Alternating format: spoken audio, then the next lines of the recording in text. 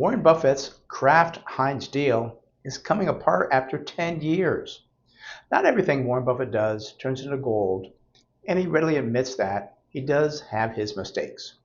In 2015, a Brazilian private equity firm called 3G Capital had the idea to merge Kraft and Heinz, which they expected to do very well. Over the last 10 years, though, the stock has struggled, though it is down now over 60% since then. It currently has a nice dividend yield of 5.7%, which helps reduce the loss. But needless to say, investors have not been happy with results from the combined entity. Kraft has been putting more into its faster growing businesses such as hot sauces, dressings, and condiments, which consumers have increased their spending on. However, the other part of the business, which includes processed foods like lunch meats and cheese, well, that has been in decline over the years. The announced split will create two new companies that are not currently named, and the hope is that the two companies will be worth more than the current $30-ish billion market value the company has. One company will primarily include shelf-stable meals. It'll be home to brands such as Heinz, Philadelphia, and Kraft mac and cheese.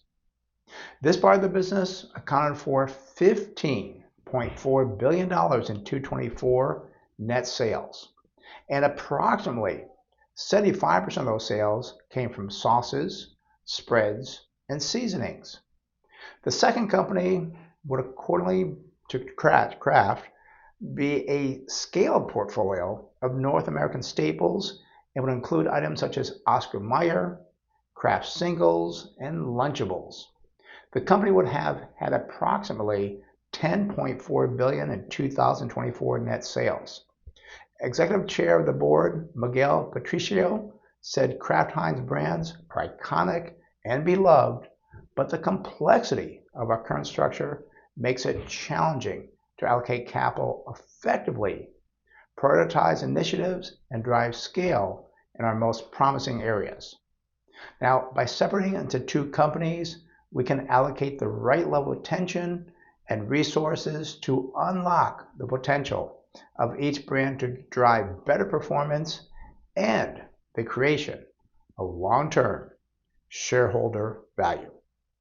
Although this deal isn't expected to close until the second half of 2026, Warren Buffett and Berkshire Hathaway have said they are disappointed by this announcement.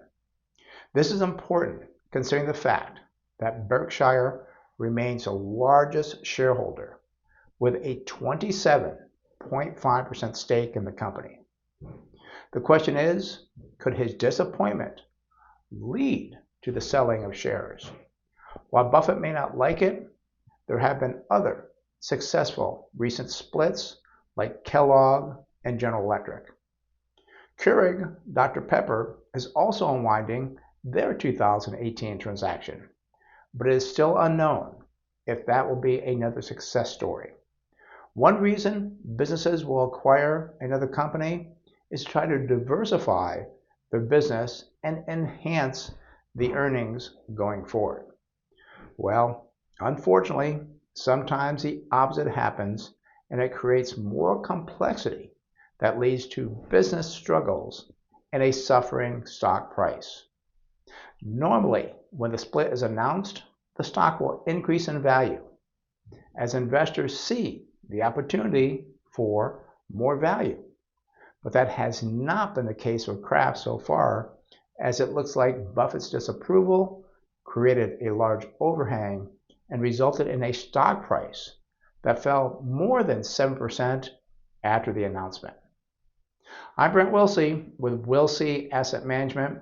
If you like these videos, well, be sure to give it a like or comment, and feel free to check out our other YouTube videos and weekly newsletter for the latest economic news, expert analysis, and market insights.